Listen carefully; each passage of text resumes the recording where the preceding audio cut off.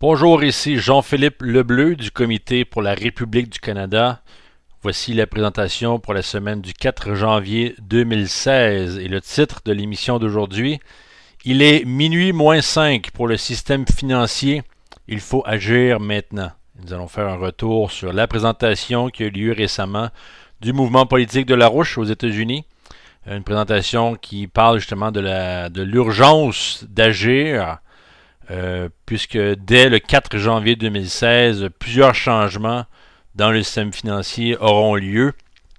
Le changement le plus percutant sera l'adoption d'une politique en Europe et une politique qui est en fait déjà aux États-Unis et au Canada, une politique de confiscation des dépôts, en anglais politique de bail-in. Donc commençons la présentation maintenant. Donc, la situation actuelle est que si vous croyez que 2015 était une mauvaise année pour l'économie, eh bien vous allez être horripilé par l'année 2016 qui s'en vient. Nous entrons, selon M. Lyndon LaRouche, économiste américain, dans une des périodes les plus dangereuses de l'histoire moderne. Nous avons un effondrement systémique du système financier transatlantique. Des mesures d'urgence doivent être prises maintenant pour éviter le pire. Et nous avons aussi une confrontation toujours de plus en plus possible entre les États-Unis, sous la direction de Barack Obama, en fait une guerre que celui-ci mènerait contre la Russie et la Chine, une guerre qui peut devenir en fait une confrontation thermonucléaire mondiale. Donc, quand on pense à 2015, il faut d'abord voir en fait le nombre d'échecs en fait causés par le leadership politique aux États-Unis. Nous avons eu tout d'abord l'échec d'agir pour en fait bloquer Obama et ses politiques autant militaires qu'économiques qui violent la Constitution américaine, donc des actes qui sont en fait des actes qui pourraient amener Barack Obama vers la destitution ou le renvoi immédiat selon certaines règles constitutionnelles.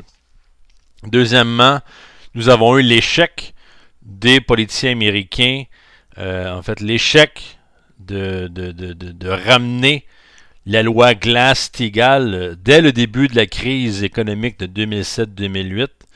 Et au lieu d'avoir ramené cette règle-là, on a vu en fait un effondrement du système, un effondrement des règles du système financier. Et maintenant, Wall Street représente en fait un système casino, un système spéculatif qui n'a plus aucun lien avec la véritable économie physique, telle que définie par Lyndon LaRouche. Et aussi, troisièmement, nous avons l'échec des politiciens quant au démantèlement de l'appareil britannique-saoudien qui est non seulement responsable du terrorisme, des actes terroristes du 11 septembre 2001, mais évidemment qui continue à appuyer le terrorisme de manière directe et indirecte à travers le monde. Donc la crise qu'on a autour de l'État islamique, la crise de réfugiés, le chaos dans l'Afrique du Nord et dans d'autres régions du monde sont causés par cet axe britannique-saoudien qui est maintenant en fait toujours actif et en fait sous la protection de certaines institutions telles l'administration de Barack Obama.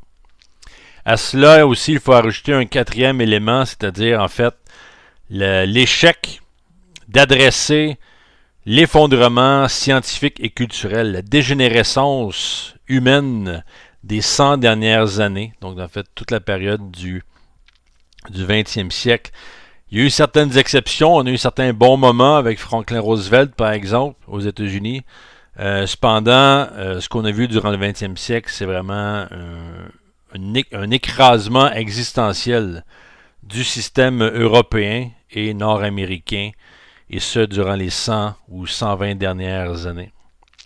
Donc évidemment, pour bien commencer la présentation, il faut se poser la question à savoir, est-ce que vraiment la crise de 2016, dont M. Larouche parle déjà depuis quelques semaines, est-ce que cette crise-là va être aussi pire qu'on le pense. Et la question qui se pose, bien évidemment, beaucoup de choses se passent maintenant en Europe, dans l'Union européenne, et on a le droit de se poser la question à savoir, est-ce qu'on vraiment on va avoir la pire crise que l'espèce humaine n'aura jamais connue? Il y a même certains journaux, comme par exemple le Daily Telegraph, avec un article de Leo McKinstry, dans lequel M. McKinstry prédit que la crise de 2016 pourrait être en fait que 2016 pourrait être l'année de l'effondrement de l'Union européenne. Donc la première chose qu'il faut regarder concernant l'Union européenne, c'est que à partir du 4 janvier de cette année, donc 2016, l'Union européenne va se munir d'une politique de confiscation de dépôts, une politique en anglais qu'on dit de bail-in. En fait, une politique qui est déjà appliquée en Europe. On l'a vu récemment avec l'effondrement de 4 banques régionales en Italie. Une de ces personnes, justement, qui a vu ses dépôts être confisqués, a commis un suicide. Et il y a maintenant une enquête criminelle menée en Italie, à savoir, ben, justement, est-ce que les politiques bancaires seraient en fait la cause de ce suicide-là? Donc, comme on le disait, aux États-Unis, cette politique de confiscation des dépôts existe déjà dans la loi Dodd-Frank, une loi qui a été passée en 2010, une loi qui se veut une fausse alternative à la loi Glass-Steagall, qui est déjà discutée de partout aux États-Unis, autant dans le Sénat que dans le Congrès, une loi qui pourrait vraiment marcher. La loi Dodd-Frank se veut plutôt une farce, et c'est plutôt une loi, en fait, qui dit que la dette des banques est plus importante que la garantie qu'on donne aux actifs des clients des banques. Donc, que vous ayez des actifs avec la banque, que vous ayez des bons bancaires, tout ça ne peut pas être protégé, ou s'il est protégé, ça sera en fait après qu'on ait pu payer les dettes des banques. Et le problème, c'est que ces dettes spéculatives, quand on prend la dette mondiale de ces banques-là, en fait, on parle d'une dette spéculative selon les chiffres officiels, évidemment, donc la situation est sûrement pire, mais les chiffres officiels nous parlent de 700 000 milliards de dollars de dette spéculative, alors que le PIB mondial est environ 10% de cela, donc environ 70 000 milliards de dollars. Donc évidemment, une dette qui est tout simplement impossible à payer, et si cette dette est impossible à payer pour les banquiers de l'Union européenne maintenant, cela veut dire que en fait, il n'y a aucun argent qui est garanti, aucun dépôt ne peut être garanti, parce qu'évidemment, si on veut payer une dette, on veut payer la dette avant d'assurer, de protéger les dépôts, et une dette qui est impayable, bien, vous voyez un peu où ça nous amène. Donc, on a toutes ces institutions financières qui sont dans une spirale d'effondrement, des fonds spéculatifs, des banques régionales, etc. Et cette fois-ci, les gens se rappellent du fameux bail-out, donc les renflouements de banques qu'on a vus depuis l'année environ 2008-2009, où les gouvernements devaient injecter des sommes astronomiques. Cette fois-ci, on va directement dans les comptes de la population. Évidemment, si l'année commence de cette manière-là, c'est évident que la pression ne pourra pas être gardée très longtemps, c'est-à-dire que on va se retrouver dans une situation où la crise va accélérer, être de pire en pire, et si les gens se mettent à perdre leurs actifs très rapidement, bon, si on se rappelle par exemple l'exemple de la Russie, lorsque la Russie en fait a subi sa crise économique dès le début des années 90, on a eu un véritable pillage de l'économie qui s'est fait. Les gens ont perdu tous leurs actifs, les industries se sont effondrées, on a vu même une recrudescence de dénatalité en Russie. Donc le taux de mortalité était supérieur au taux de natalité, le suicide, les drogues, l'alcool, donc une véritable destruction économique. Et donc, par exemple, dans un éditorial du magazine Handelsblatt, qui est un magazine financier allemand, qui parle en fait de la prolifération des banques zombies. Donc des banques qui sont prêts à manger votre cerveau, donc à tuer tout le monde pour essayer de survivre. Donc, et en fait, l'article dans le magazine Handelsblatt en fait demande à ce que les banques se servent le plus rapidement possible de cette politique de confiscation des dépôts pour essayer justement de sauver la face, d'essayer de faire remonter les chiffres. Mais évidemment, les seules conséquences de ça, c'est en fait, c'est la mortalité. C'est un pillage fantastique qui n'aura d'égal peut-être que la crise du Moyen Âge, la crise en fait du 14e siècle en Europe, durant laquelle on a perdu plus de 60% de la population européenne. Et c'est évidemment ce à quoi on a à faire face aujourd'hui, pas simplement une petite crise, une petite période où on se serre la ceinture. C'est vraiment la période où le système disparaît dans son ensemble. Donc évidemment, M. Larouche, quand il regarde la situation, il prend ça d'un point de vue tout à fait différent, parce que la vraie question qu'il faut se poser, c'est en fait le fait important est que les gens dans le domaine de la finance, les gens au niveau gouvernemental, les politiciens, etc., ces gens-là sont au courant de la crise économique. Ils sont au courant des impacts de cette crise économique et de cet effondrement du système financier. Donc la question que Larouche pose est pourquoi est-ce que les gens ne font rien pour arrêter cette crise-là? Pourquoi est-ce que le Congrès américain, par exemple, ne reste pas à Washington afin vraiment d'établir la loi Glass-Steagall? Pourquoi est-ce qu'ils ne l'ont pas fait justement avant Noël?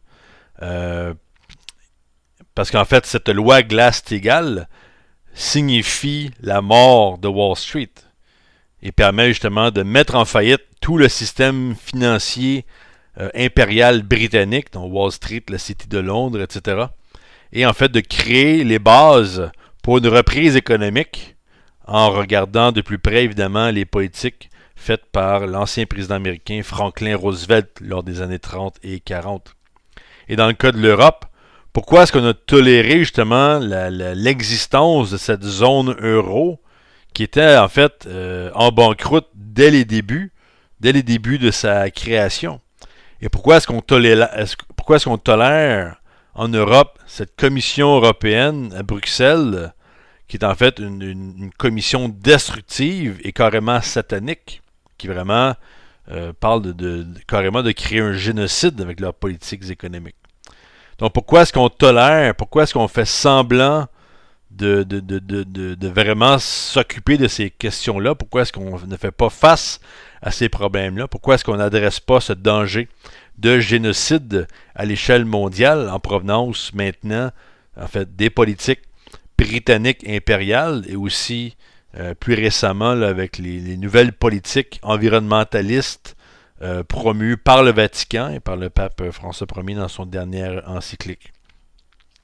Eh bien, la réponse à toutes ces questions-là, M. Larouche est très claire en disant que la raison de cette dégénérescence culturelle et de cette tolérance, en fait, cette tolérance de politique meurtrière, est vraiment causée par le fait que la population dans la région transatlantique, donc l'Europe, les Amériques, surtout cette région-là, en fait, les gens de cette région-là sont devenus vraiment, vraiment stupides, corrompus, immoraux, et en fait qui s'approche d'un certain satanisme, donc dans une politique où vraiment l'être humain n'est qu'un animal, n'est qu'une chose, un objet dont on peut se débarrasser, que ce soit comme une vieille table ou une vieille chaise.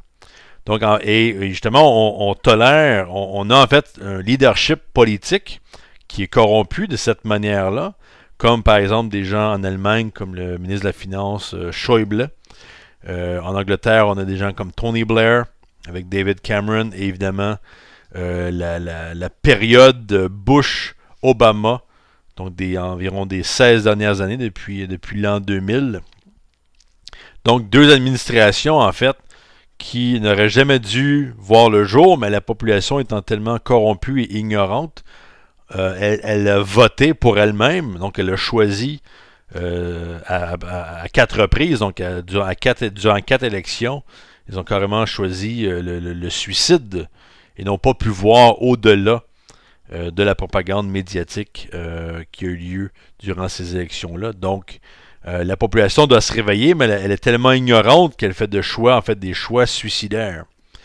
Et donc, il faut regarder justement, en fait, si on regarde la dernière année, quand on regarde en 2008 ou quand on regarde par exemple la fin du Glass-Steagall en 1999, on se rend compte que ces événements-là étaient des moments où la population aurait pu agir pour changer le tout, mais au contraire, on s'est lancé dans une dégénérescence encore plus rapide.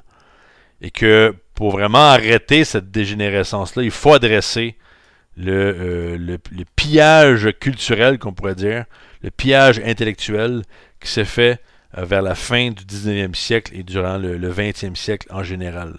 Donc on parle par exemple de grandes percées dans le domaine de la science avec des mathématiciens et des géomètres comme Carl Friedrich Gauss. On a aussi les travaux de Bernard Riemann pour vraiment faire avancer la science dans son entièreté, dans son essence. On a eu aussi une révolution dans la culture classique avant le 20e siècle. On a vu Beethoven, Brahms, Schubert, Schumann. Donc on a eu une espèce de mini-renaissance durant le 19e siècle. Aussi dans le domaine politique, on avait vraiment l'émergence, par exemple, de l'Allemagne comme une nouvelle État-nation souveraine qui s'inspirait du système d'économie politique américain. Donc évidemment, on ne parle pas là, d'un système américain à la George Bush, mais basé sur les pères fondateurs, cette idée d'économie industrielle basée sur le développement de la créativité. Et il y avait des gens en Allemagne comme le chancelier Bismarck qui défendait cette politique-là et voulait la mener en Allemagne. Et c'est ce qui a permis justement le développement de l'Allemagne durant la moitié du 19e siècle. Donc, tout ce système-là, avec sa politique hamiltonienne, cette politique de financement de grands projets pour créer des États-nations, et aussi de créer des relations de coopération entre les nations. Et aujourd'hui, on a justement la Chine qui fait la promotion de cette coopération-là avec leur politique de une ceinture, une route, une politique autrement connue comme la nouvelle route de la soie, ou le pont terrestre eurasiatique, donc différents mots, mais cette idée de développement général dans lequel chaque nation a une opportunité de s'intégrer dans un développement économique, évidemment pas juste dans la région de l'Eurasie, mais aussi sur le continent africain, en Amérique latine maintenant, et là maintenant c'est l'Europe et l'Amérique du Nord qui refusent de joindre ce système-là et qui sont en train en fait de jouer à la roulette. Parce qu'évidemment, ces deux régions-là ne pourront pas durer très longtemps sans se joindre à ce type de politique de développement, en fait, un développement qu'on appelle un développement d'une politique gagnant-gagnant. Donc, pas d'idée de géopolitique. On veut le développement purement et simplement. Donc, ces idées de coopération étaient très présentes au 19e siècle. Et on a vu ces idées-là vraiment être détruites durant le 20e siècle. Si on continue à regarder le 19e siècle, on parle évidemment de Abraham Lincoln et de son développement du chemin de fer transcontinental aux États-Unis. Une politique qui a été reprise par la suite par le président Ulysses Grant. Monsieur Grant aussi qui avait rencontré le chancelier Bismarck. Tous deux avaient visité la Russie pour en fait regarder les développements autour du chemin de fer transsibérien. Là, on parle des années environ 1890. En fait, un projet en Russie auquel plusieurs Américains, en fait des ingénieurs, le corps des ingénieurs de l'armée américaine ont participé à ce projet-là. Donc, il y avait vraiment une coopération pour un monde meilleur sur certains points menée par les grandes puissances comme les États-Unis, la Russie et l'Allemagne. Donc ces projets-là, en fait, étaient vraiment les projets de l'heure. On avait aussi en Allemagne un projet visant à relier par chemin de fer la ville de Berlin en Allemagne avec la ville de Bagdad en Irak. En France aussi, on avait ce même genre de projet pour le continent africain, donc vraiment de créer un réseau de chemin de fer à travers les pays de l'Afrique du Nord. On avait aussi le chemin de fer de Paris à Vladivostok en Russie. En fait, on parle de route, de route pour voiture. On avait aussi des projets, le fameux projet du tunnel ou du pont à l'époque, le tunnel ou le pont pour traverser le détroit de Bering. Donc le tsar Nicolas, dans les années 1890, proposait ce projet-là avec évidemment les États-Unis et le Canada. On avait aussi en Chine, on avait le président Sun Yat-sen qui, lui, dans les années, toujours à la fin du 19e siècle, en fait, était un grand promoteur du système américain en Chine. Et aussi, on a eu la restauration de Meiji au Japon, 1870. Donc, cette conception de développement était très présente. Mais quelle a été la réponse de l'Empire britannique? Avant d'embarquer là-dedans. Donc, on a eu, à travers cette politique de développement-là, on a aussi eu une prolifération de la culture classique, donc de la composition musicale classique. Plusieurs percées dans le domaine scientifique. On parlait de Riemann un peu plus tôt. Et évidemment, on parlait aussi de gens qui voyaient déjà l'être humain comme étant non pas un être terrestre, mais étant un être solaire. Donc, dans le sens où l'être humain n'est pas limité à la Terre, mais se limite en fait, n'a pas vraiment de limite physique, peut vraiment étendre sa présence, que ce soit une présence intellectuelle au départ, qu'on pense par exemple au récent développement d'un programme spatial avec les robots Curiosity aux États-Unis, le lapin de Jade. Donc on atteint de nouvelles planètes, on est capable d'étudier ces planètes et justement de faire de grandes percées dans notre conception de l'histoire de l'univers, du système solaire. Donc cette conception, une conception très optimiste de l'être humain. Mais au lieu de poursuivre ce développement-là, il y a eu une réponse de l'Empire britannique, très très active à ce moment-là, comme aujourd'hui. Et donc on a eu des manipulations britanniques, la création de guerres régionales à travers l'Eurasie. Les Japonais ont fait la guerre avec la Chine. Les Japonais ont aussi fait la guerre à la Russie. Des guerres dans les Balkans, guerre de Crimée, la Première Guerre mondiale qui a rapidement donné naissance à une nouvelle guerre, une deuxième guerre mondiale. Donc, l'idée de développement était vraiment carrément détruite. C'était pas simplement mis en attente, on a détruit les relations entre les nations, on a amené les nations à s'entretuer. Et d'un point de vue un peu plus profond et, je dirais, un peu hypocrite et sauvage, on a eu l'influence de Lord Bertrand Russell, qui lui a fait une attaque contre la science et contre cette conception de créativité, et des scientifiques qui représentaient cette créativité humaine, comme Gauss, Riemann, Johann Kepler, Gottfried Leibniz, Nicolas de Cuse, les gens de la Renaissance italienne, comme l'architecte Brunelleschi. Donc tout ce courant scientifique s'est vu carrément détruit, écrasé par une tyrannie britannique, une tyrannie en fait de l'esprit, où on a attaqué directement la conception de créativité humaine, où toute découverte en fait était réduite à de simples formules mathématiques et à une simple progression à partir de découvertes précédentes ou on peut dire d'observations scientifiques précédentes. Alors que la créativité humaine veut dire dans son essence amener quelque chose de nouveau dans le potentiel économique et dans le potentiel humain pour le développement des sociétés. Donc, c'est tout ce type de science qui a été détruit, cette science créative. Et évidemment, le système d'éducation en a bavé. Et vraiment, aujourd'hui, on a des gens qui sortent des universités et ils sont devenus carrément des zombies. Pour eux, leur esprit n'est pas capable d'être créatif, mais ne fait que répondre, fait plutôt que donner la réponse qu'ils ont mémorisée de la part de leurs professeurs ou des manuels scolaires qu'ils ont lus. Donc, on a des scientifiques qui répètent la bonne réponse et qui sont coincés dans un carcan, étant incapables eux-mêmes de faire de vraies découvertes scientifiques. Donc, les Britanniques, en fait, n'ont pas simplement détruit la science et détruit les grands projets, ils ont aussi voulu détruire ou tuer les grands dirigeants de l'Europe et des États-Unis.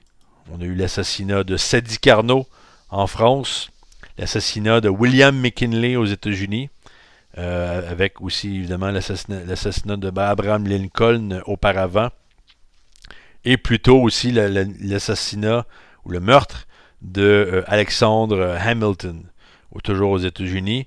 Bertrand Russell faisait des siennes au début du 20e siècle à la conférence de Solvay, qui a vraiment voulu mettre un terme à la science et aussi à détruire, en fait, de manière politique, un des seuls vrais génies scientifiques du 20e siècle, Albert Einstein. Donc, on pourra parler plus longuement de ce sujet-là peut-être un autre jour. On a publié beaucoup de documents sur M. Einstein et de ses découvertes autour de la théorie de la relativité. Donc, en général, au 20e siècle, oui, on a eu certaines avancées dans le domaine de l'ingénierie, par exemple, mais en général, on a eu vraiment une régression de la science durant ce siècle-là. Comme on disait, l'éducation en a pris pour son rhume. Donc aujourd'hui, c'est pas simplement que les gens apprennent moins, mais c'est aussi que les gens voient d'un mauvais œil, en fait, la connaissance. On se moque des gens qui, veulent être des scientifiques. Et quand les gens veulent être des scientifiques, on leur dit, ne perdez pas votre temps. Étudier les sciences informatiques, étudier les ordinateurs, les iPhones, les iPads, ça c'est l'avenir. Alors que c'est pas avec les iPads ou les iPhones qu'on va guérir le cancer, ça je peux vous le dire. Donc on met les scientifiques dans un carcan et on leur dit, allez sur YouTube, c'est là où se trouve la connaissance. Donc la culture, la science, l'éducation, tout ça, c'est vraiment c'est effondré durant le 20e siècle et on a eu, heureusement, un moment de développement avec la politique ou les politiques de Franklin Roosevelt au niveau de l'économie. Roosevelt qui a réussi, il a réussi à être élu, malgré le fait que son propre parti était vraiment mené par les intérêts de Wall Street. Au contraire, M. Roosevelt a gagné les élections, ramené l'espoir aux Américains avec la loi Glass-Steagall, avec la politique de grands projets. Le Parti républicain, à cette époque-là, était vraiment l'instrument de la destruction économique américaine. Carrément, le FBI était devenu, une arme de Wall Street déployée contre Franklin Roosevelt et les politiques qu'il défendait, donc le système politique américain et toute la tradition qui s'ensuit jusqu'à Alexander Hamilton au début, au premier balbutiement de la République américaine. Donc, quand on regarde les 15 dernières années, on voit en fait, comme on le disait, on a vu les Américains et en fait la population en général dans le monde a fait un peu le même genre d'erreur que les Américains ont fait en élisant à 2 reprises George Bush Jr. et à 2 reprises Barack Obama. Et par la suite, les gens ont toléré la politique de Wall Street après le crash de 2008. Ils ont toléré Obama et ses politiques carrément d'assassinat qu'il planifie là, à la Maison-Blanche, des assassinats faits par drone et par d'autres méthodes. Et donc, on a vraiment une destruction de la population américaine. Et M. Larouche l'a dit plusieurs fois, les États-Unis sont sur le point d'être effacés de la carte, à moins qu'ils décident de reprendre le contrôle de leur pays. Donc, évidemment, la situation, cette destruction de l'économie durant les 100 dernières années. C'est évidemment, ce n'est pas irréversible, parce qu'évidemment, les êtres humains sont fondamentalement créatifs, donc on peut changer la situation, mais il faut absolument reconnaître que nous sommes vraiment à 1 minute avant minuit et qu'il nous reste seulement quelques opportunités pour renverser la situation. Si le président Obama reste à la Maison-Blanche, alors que la crise économique frappe de nouveau, eh bien, vous pouvez être sûr qu'on pourrait rapidement se retrouver dans une situation catastrophique, destructive, qui va rapidement sombrer dans le chaos.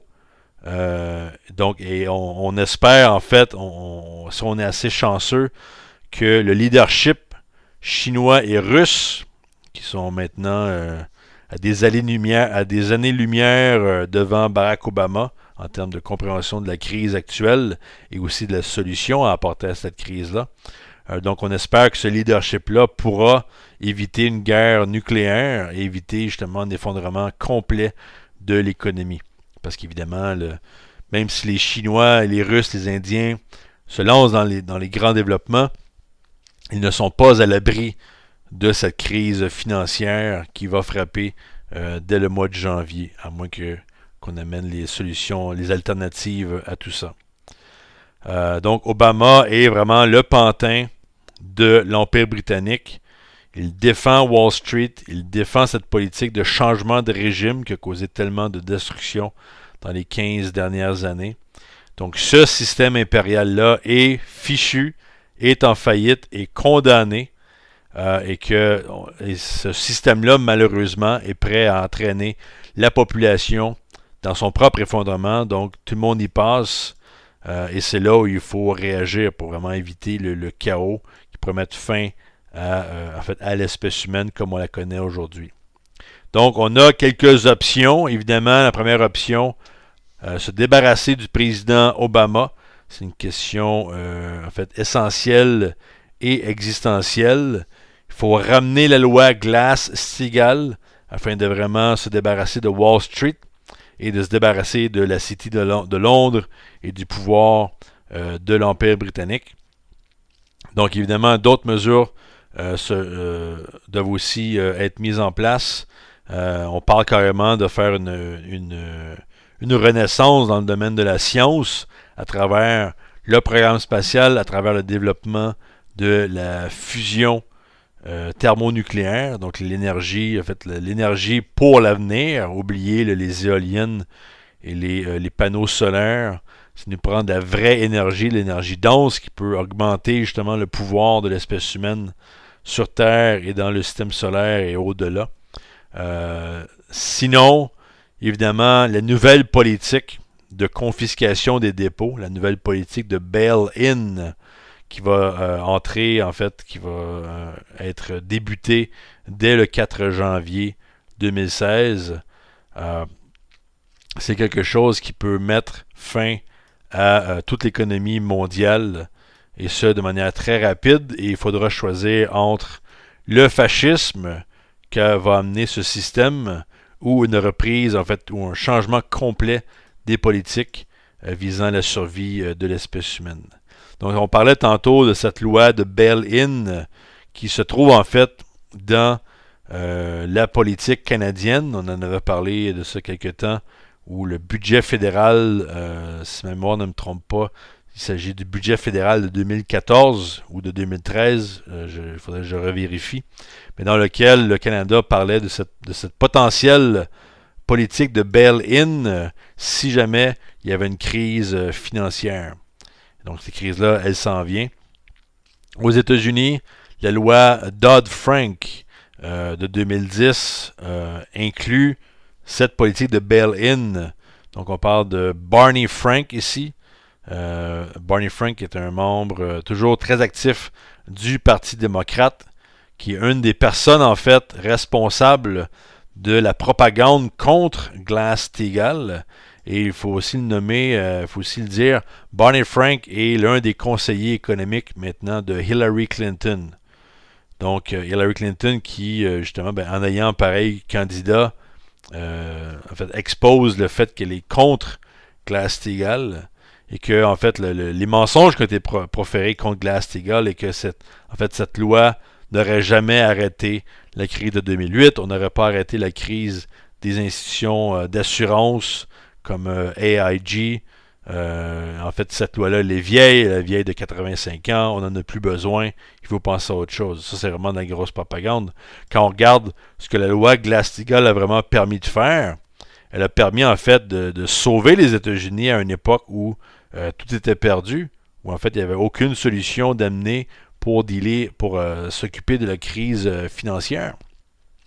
Et quand Roosevelt a réussi justement à nettoyer son propre parti et à appuyer cette règle Glass-Steagall, ben là on a permis justement le nettoyage des banques et de recréer en fait des réglementations pour les banques, pour qu'elles demeurent en fait utiles et éviter justement la création de monstres financiers, de monstres spéculatifs comme on le connaît aujourd'hui.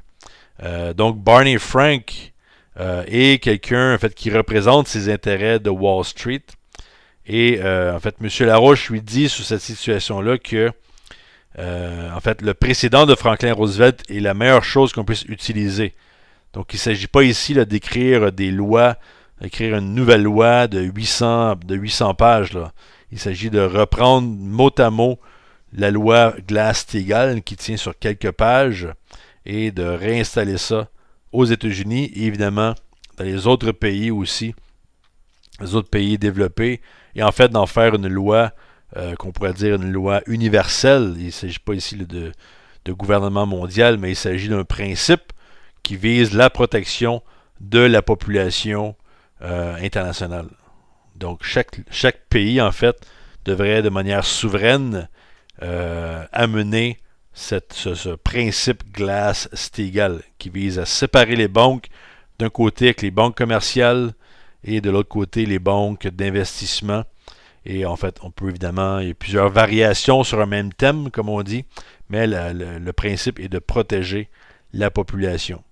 Et en fait, quelqu'un comme Barney Frank, quelqu'un qui est en fait quelqu'un de très dégénéré, il y a de ça quelques années, M. Barney Frank avait été exposé faisant partie en fait d'un cercle pédophile, en fait où il y avait plus que de la pédophilie, mais on avait une prostitution d'adolescents et de jeunes enfants. Et Barney Frank, en fait, son collègue, un de ses colocataires faisait partie de ce cercle-là. Et ça, c'était tout le monde connaissait ce fait-là. C'est pas quelque chose qui était caché aux États-Unis. Ça avait été exposé dans les médias. Mais le problème, c'est que les gens ont toléré ce type de personne-là, quelqu'un qui est vraiment un dégénéré et qui est facilement utilisable par des institutions comme Wall Street avec un peu d'argent et sûrement d'autres cadeaux. Donc, ce type de personne-là n'aurait jamais dû être élu aux États-Unis, mais là, il se retrouve maintenant faisant partie de la course présidentielle en étant le conseiller de Hillary Clinton. Donc, la loi Glass-Steagall, maintenant, on parle de 2 propositions qui circulent autant au Congrès américain, donc la Chambre des représentants, et aussi dans le Sénat. Donc, les premières choses qui doivent être faites aux États-Unis, c'est d'amener les politiciens à discuter et à voter cette loi Glass-Steagall le plus rapidement possible. Glass-Steagall permet justement de tout nettoyer. C'est vraiment... on nettoie de manière impeccable. On protège les banques qui doivent être protégées. On se débarrasse des autres. C'est vraiment un ménage, qu'on pourrait dire un ménage du printemps ou un ménage d'hiver pour aujourd'hui. Et vraiment désintégrer des institutions comme Wall Street qui n'apportent absolument rien de bénéfique pour l'économie dans son entièreté. En fait, l'économie physique, l'économie qui vise le développement des êtres humains. Donc, quand on met Glass-Steagall en place, là, on est en bonne position pour justement créer une plateforme pour renverser la situation. Donc, il s'agit après ça d'utiliser une banque nationale pour émettre du crédit fédéral pour le développement des projets de développement, création d'emplois, développement scientifique, et ainsi créer un renversement de situation renverser les 100 dernières années de destruction culturelle et scientifique. Et donc on le voit déjà avec... en fait, on parle d'une renaissance d'institutions comme la NASA. On a vu la Chine, la Russie, l'Inde surtout mettre beaucoup l'accent sur le programme spatial dans les dernières années. La NASA a vu ses budgets être coupés, et ce de manière constante durant les dernières années. Donc une renaissance de la NASA. Donc quand on parle justement d'exploration spatiale, quand on parle de développement de la fusion nucléaire, on parle aussi évidemment de grands projets de développement sur 20 ou 30 ans, des projets comme ceux qui avaient été annoncés là, par le président Kennedy à l'époque, que ce soit pour aller sur la Lune, aujourd'hui aller sur d'autres astres, pour justement étendre la connaissance de l'être humain dans le système solaire. Et tous les projets de développement, la liste est très longue, pour justement là, relancer l'économie mondiale, avec des vrais projets de développement comme le tunnel sous le détroit de Bering, différents projets, évidemment, hydrauliques, des projets de développement énergétique, etc., etc. Donc, tout ça peut nous permettre de nous amener, en fait, dans une renaissance culturelle. Et une des choses dont le mouvement Larouche parle beaucoup maintenant, il s'agit évidemment de faire revivre la culture, en fait, de faire revivre la musique classique. Tout récemment, en fait, durant la période de Noël, notre mouvement, le mouvement Larouche à New York, a organisé 2 concerts du Messie de Handel. Donc une pièce, en fait une très belle pièce qui a été jouée à 2 reprises dans la région de New York, à laquelle des milliers de personnes ont assisté. Donc si on veut, une réintroduction d'un concept de beauté dans la culture américaine, donc dans la région de New York, une région qui évidemment qui est très vive, très active d'un point de vue culturel. Et la meilleure manière de justement ramener les gens dans cette bataille politique, dans cette bataille pour l'espèce humaine, et de stimuler cette créativité et de vraiment donner aux gens des exemples de beauté que seul l'être humain peut créer. Et la musique classique est sûrement le meilleur outil pour faire cela. Mais encore une fois, il faut que les gens réalisent.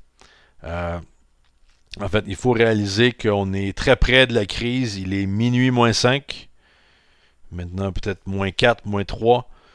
Il faut que la population américaine et les populations à travers le monde vraiment développent un courage moral pour faire face à la réalité. Donc, on se débarrasse d'Obama, Glass-Steagall, et là, on se développe le plus vite possible.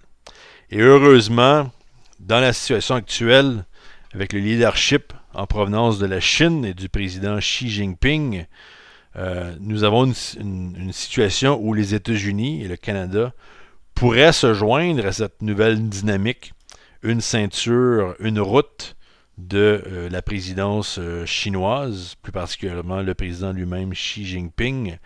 Récemment, Xi Jinping avait fait une offre à Barack Obama lors de sa présence, lors de leur présence à une conférence de l'ONU à New York vers la fin de l'année 2015. M. Xi Jinping avait offert aux États-Unis de se joindre à cette politique-là. Une politique maintenant qui a recruté, on parle d'une 60aine de pays qui sont actifs de manière directe avec cette politique chinoise de développement économique. Aujourd'hui, en provenance de l'Europe, en provenance des États-Unis, on a beaucoup de salissage, une campagne de salissage contre la politique, une ceinture, une route, en provenance de la Chine. On dit que cette route de la soie est en fait un outil géopolitique où les Chinois essaient, comme dans une partie de football, ils essaient de battre les États-Unis pour devenir la puissance mondiale. Donc cette conception de géopolitique, une conception en fait, je pense que tous les gens sont au courant un peu de cette idée. On parle souvent d'un monde bipolaire. On parlait dans les années 80, dans les années 70, on parlait d'un monde bipolaire avec l'Union soviétique, les États-Unis. À Après ça, on a parlé d'un monde unipolaire. Donc, toujours cette idée très impériale que, en fait, le monde est géré par cette espèce de course, cette espèce de bataille où les nations se mesurent les unes aux autres et où chaque nation essaie de dominer les autres. Cette conception de géopolitique est en fait mise à la poubelle par la Chine, par la Russie et par l'Inde maintenant. Et ça, c'est toujours très difficile aux gens de concevoir cela. Les gens disent, ouais, mais Poutine il est corrompu, les Chinois sont corrompus, tout le monde est corrompu. Donc, évidemment, rien de bon ne pourra jamais arriver. Et ça, c'est un peu, en fait, toute cette conception très pessimiste de l'être humain. En fait, ça nous ramène à ce qu'on disait au début, cette corruption de la culture humaine durant le 20e siècle dans son entièreté. Donc, les gens ne croient plus à cette idée de coopération entre les nations, une coopération qui existait de manière très viscérale durant la deuxième moitié du 19e siècle, comme on l'a énuméré au début. Donc, en fait, même le ministre des Affaires étrangères chinois a répondu à ces diffamations contre la politique chinoise de la route de la soie.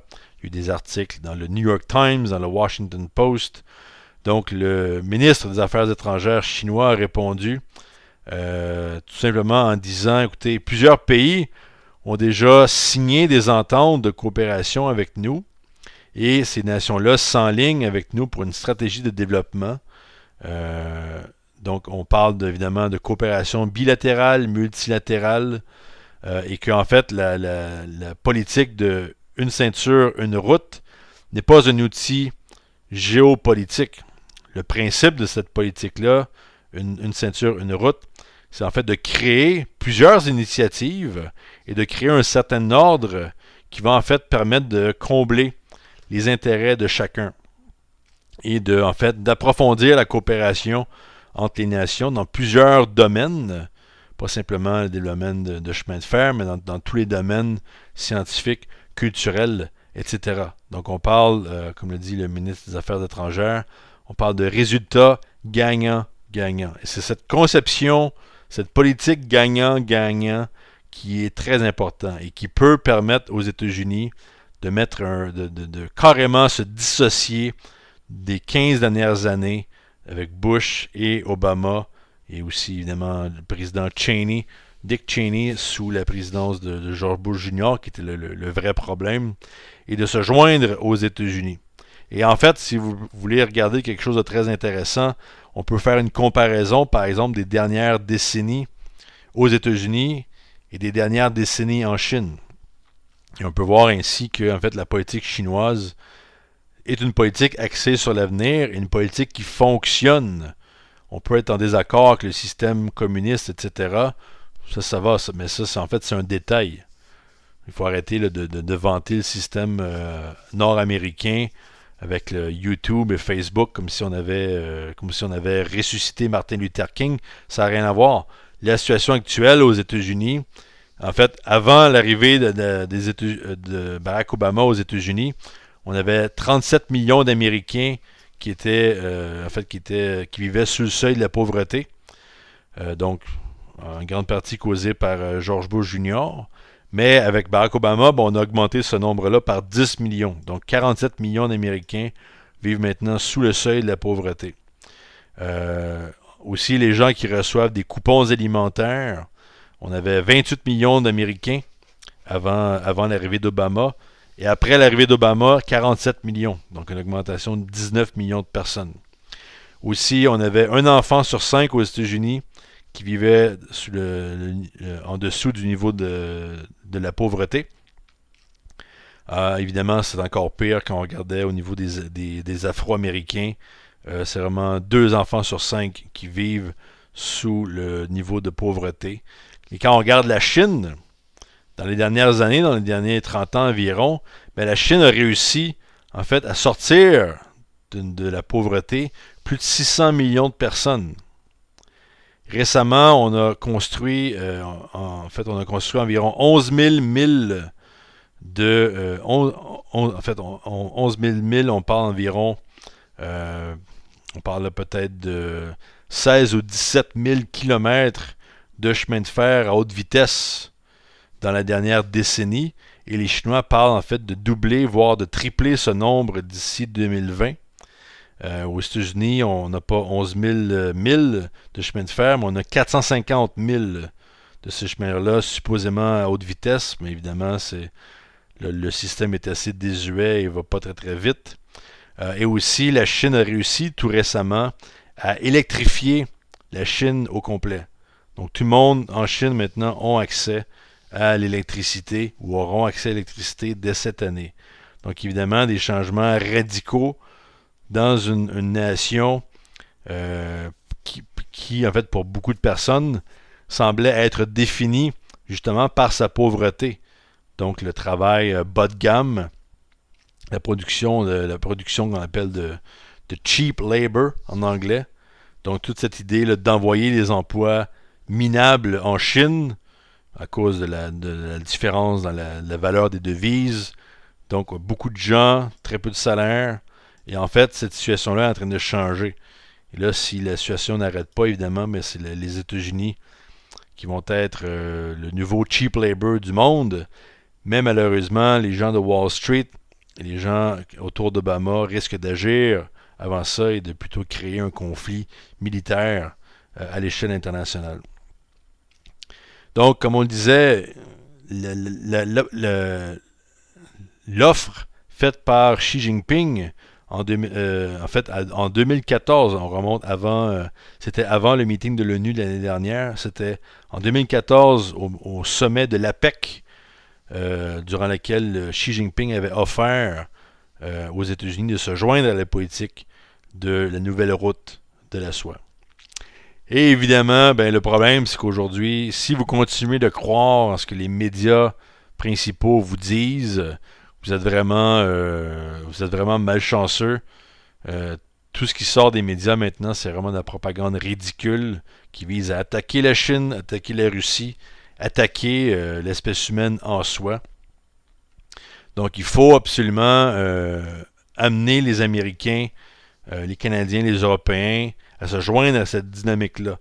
Notre mouvement aux États-Unis va maintenant prochainement produire un rapport intitulé The United States Joins the Silk Road. Donc les États-Unis se joignent à la route de la soie. Donc un rapport qui va évidemment dans les principes de l'économie physique de Larouche et qui élabore sur certains projets, les projets directs qui peuvent être faits en collaboration avec la Chine et la Russie. Et que justement cette offre faite par Xi Jinping est vraiment une question de vie ou de mort pour les États-Unis et pour la zone transatlantique. Donc, et comme on le disait, la route de la soie n'est pas un projet géopolitique. C'est un projet de développement conjoint entre les nations, comme on a vu dans la deuxième moitié du 19e siècle, et qu'il faut changer les relations internationales entre les nations, revenir à cette conception de coopération globale pour des buts communs de l'espèce humaine, et pour en fait réaffirmer cette forme supérieure de loi naturelle. Donc cette loi qui dit que toutes les actions humaines doivent tendre vers le progrès fondamental des sociétés et des générations à venir. Et que c'est ça en fait, cette coopération gagnant-gagnant, c'est d'assurer cette progression continue du développement de l'espèce humaine, cette progression du développement des idées, de la science et évidemment des conditions de vie dans lesquelles nous sommes, et de mettre un terme à cette politique verte, cette politique malthusienne impériale qui vise en fait une réduction de la population mondiale, comme on l'a vu à la fameuse conférence COP21, avec cette propagande autour du réchauffement climatique, où on tente d'imposer aux nations des politiques de réduction économique, donc qu'on appelle de croissance négative.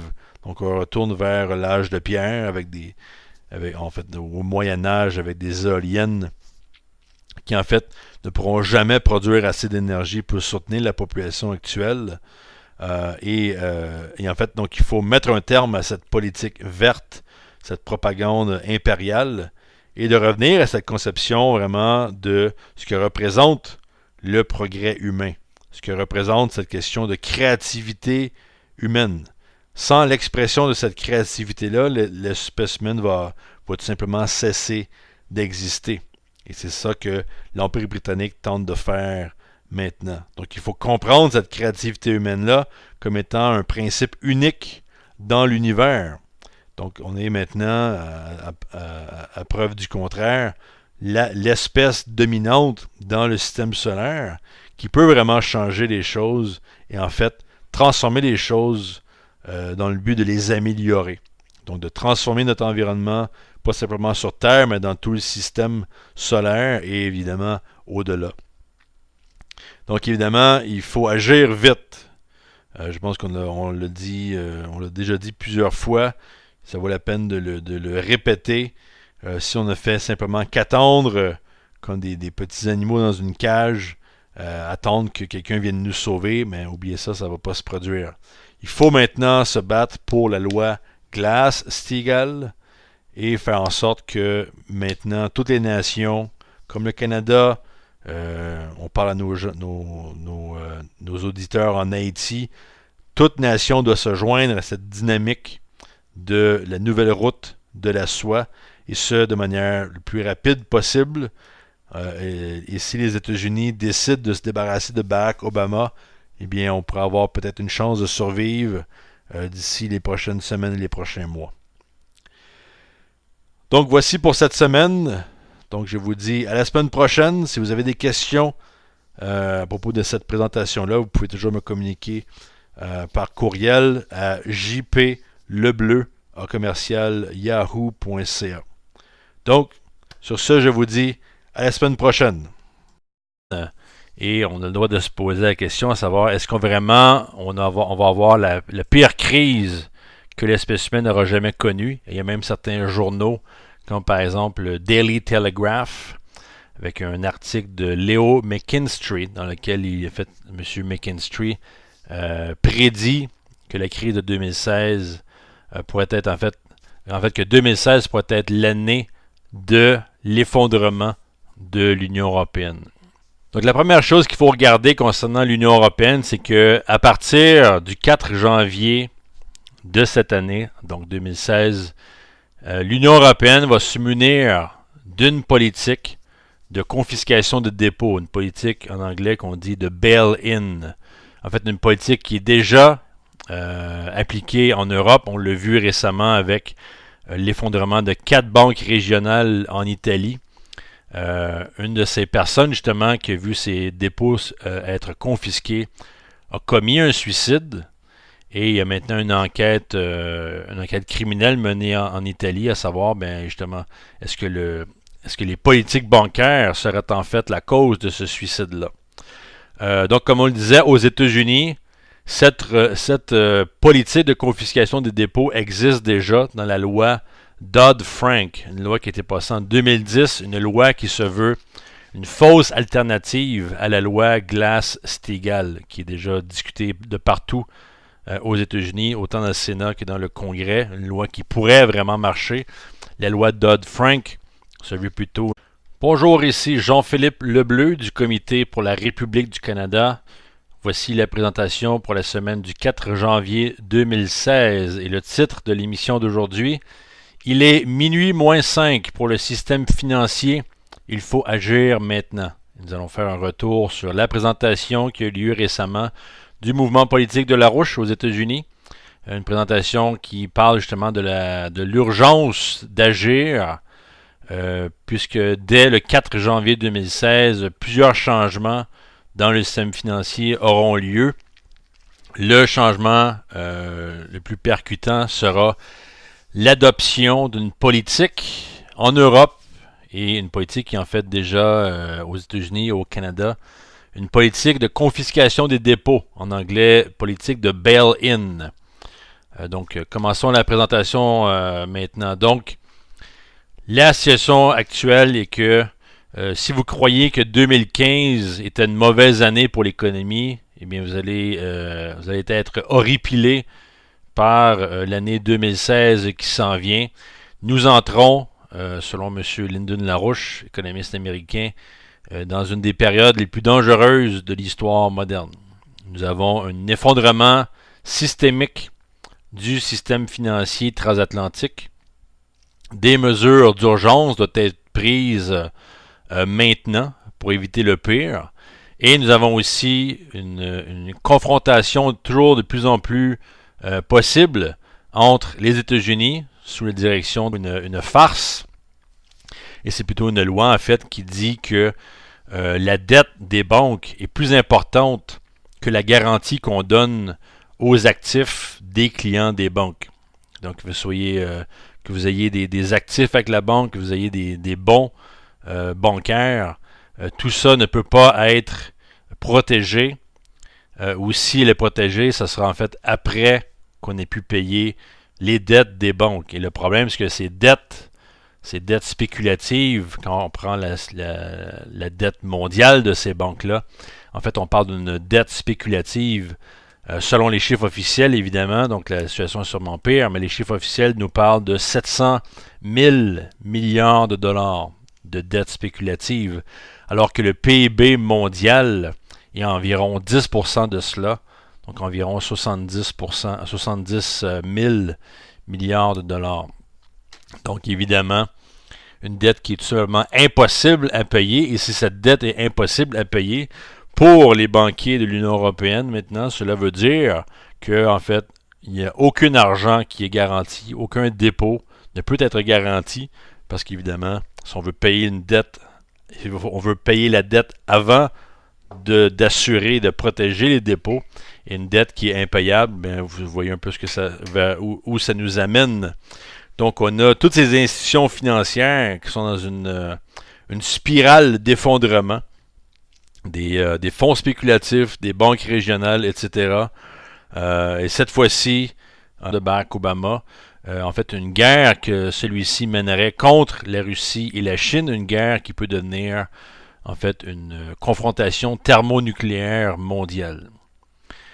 Donc, quand on pense à 2015, il faut d'abord voir, en fait, le nombre d'échecs en fait causés par le leadership politique aux États-Unis. Nous avons eu tout d'abord l'échec d'agir pour en fait bloquer Obama et ses politiques autant militaires qu'économiques qui violent la Constitution américaine. Donc des actes qui sont en fait des actes qui pourraient amener Barack Obama vers la destitution ou le renvoi immédiat selon certaines règles constitutionnelles. Deuxièmement, nous avons eu l'échec des politiciens américains, en fait l'échec de ramener la loi Glass-Steagall dès le début de la crise économique de 2007-2008. Et au lieu d'avoir ramené cette règle-là, on a vu en fait un effondrement du système, un effondrement des règles du système financier. Et maintenant, Wall Street représente en fait un système casino, un système spéculatif qui n'a plus aucun lien avec la véritable économie physique, telle que définie par Lyndon LaRouche. Et aussi, troisièmement, nous avons l'échec des politiciens quant au démantèlement de l'appareil britannique-saoudien qui est non seulement responsable du terrorisme, des actes terroristes du 11 septembre 2001, mais évidemment qui continue à appuyer le terrorisme de manière directe et indirecte à travers le monde. Donc la crise qu'on a autour de l'État islamique, la crise de réfugiés, le chaos dans l'Afrique du Nord et dans d'autres régions du monde sont causés par cet axe britannique-saoudien qui est maintenant en fait toujours actif et en fait sous la protection de certaines institutions telles l'administration de Barack Obama. À cela aussi, il faut ajouter un quatrième élément, c'est-à-dire en fait l'échec d'adresser l'effondrement scientifique et culturel, la dégénérescence humaine des 100 dernières années, donc en fait toute la période du 20e siècle, Il y a eu certaines exceptions. On a eu certains bons moments avec Franklin Roosevelt, par exemple, aux États-Unis. Cependant, ce qu'on a vu durant le 20e siècle, c'est vraiment un écrasement existentiel du système européen et nord-américain, et ce, durant les 100 ou 120 dernières années. Donc évidemment, pour bien commencer la présentation, il faut se poser la question à savoir, est-ce que vraiment la crise de 2016, dont M. Larouche parle déjà depuis quelques semaines, est-ce que cette crise-là va être aussi pire qu'on le pense? Et la question qui se pose, bien évidemment, beaucoup de choses se passent maintenant en Europe, dans l'Union européenne.